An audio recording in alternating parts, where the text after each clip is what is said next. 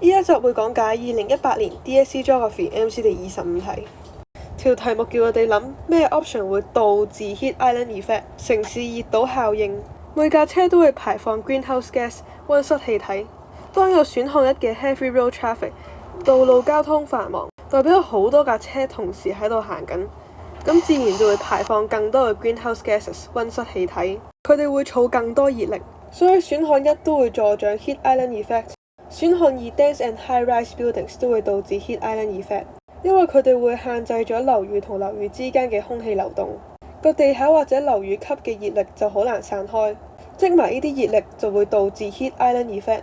選項3 lack of green areas 缺乏綠化帶，即係個地方會種少啲植物，少啲植物就 less transpiration， 就會降低咗個 cooling effect， 從而減少咗個 heat loss。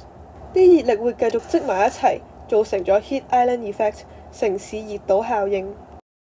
所有選項啱，答案係 dog。